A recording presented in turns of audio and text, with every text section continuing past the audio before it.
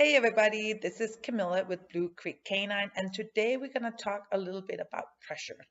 I work with a lot of shy, fearful, cautious dogs, and in order to truly work with these dogs, I need to understand pressure. I need to understand how they see the world and how I can make them feel safe in order for them to even be able to work with me and for them to even trust me.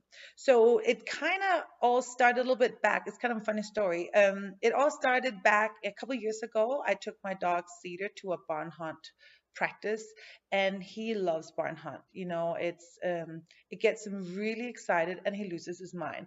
And in this particular case, he really was over aroused, overstimulated, and he was losing his brain in this barn. So I decided to take him outside and just kind of get him to hopefully get his brain back in, help him calm down and get him back into thinking learning mode. But because he was so aroused, he started running around on his long line like a horse on a launch line. And I thought that was kind of hilarious at first. I thought, oh, he's just like my horse, which then led me to thinking about how we work horses with a lot of pressure on, pressure off, and the release of pressure, how that is a reward and reinforcement, and how also working with horses that if they are going to work for me, they have to trust me and they have to feel safe. If you have a 1,500-pound animal that does not feel safe, you're not safe. So it just kind of got me thinking about the whole notion, how do you work with horses versus how do we work and understand dogs?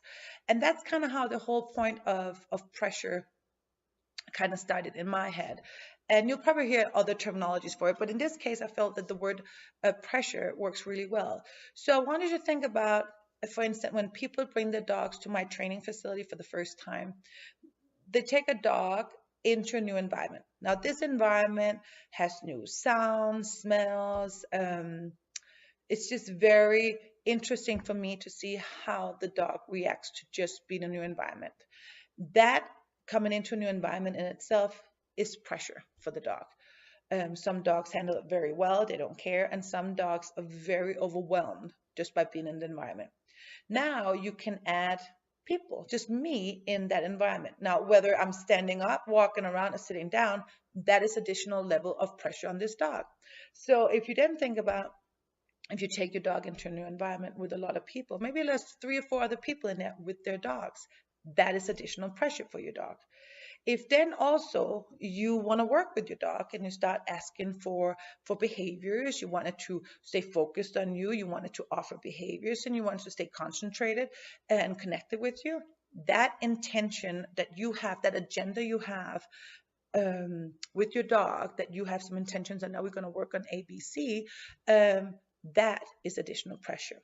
So I want you to think about that if you come into a new environment and your dog is overwhelmed with the environment itself, then think about how on earth is your dog going to be able to handle a new environment with additional stimulus such as people, such as dogs, and then also being able to handle you asking it to focus and connect with you and perform for you. If a dog can't even handle the environment, he can't be successful in performing for you because often it is overwhelmed, he's overstimulated, and he's stressed. And then they're not in thinking learning mode. So I want you to think about this because often we have a tendency, or I hear often that we label our dogs. He's stubborn, he's lazy, he's just crazy, he's out of control, all those kind of things. But truly, is it not us that put our dogs in a situation that they just can't handle? And then we ask them to perform when they can't even handle the environment. So when you think about next time when you watch your dogs, is he even able to handle the environment? If not, take your dog out of it. Then you need to change the setup and say, how can I make my dog be successful? How can I make my dog? And this here, my friends, is the number one rule when you're working with your dogs. How can I make sure my dog is feeling safe? If my dog is not feeling safe, he cannot work. He cannot learn and retain the learning. So it's a fail for both you and the dog, right? And it creates a lot more conflict in what needs to be. So when I work with new shy cautious dogs, the first thing we do, the first session, most of the times I don't even work with the dog. They come in, they get acclimated to the environment.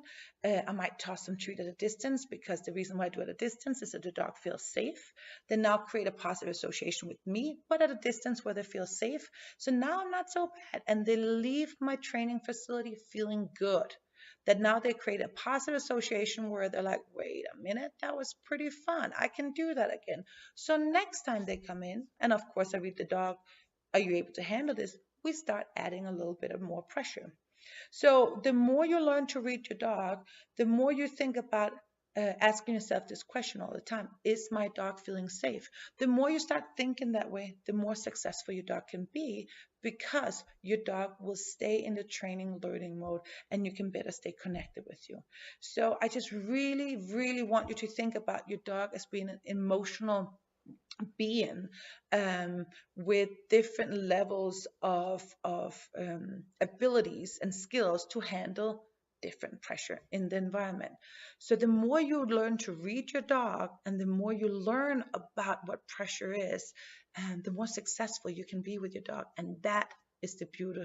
That's the beauty of dog training, when you can go in and start building confidence in your dog, and see how they start thriving more in this world of ours, which is quite stressful for a lot of dogs. So I just wanted to think about that. Always, number one thing is my dog feeling safe? So I hope you can use this. Thank you so much, and have a great day.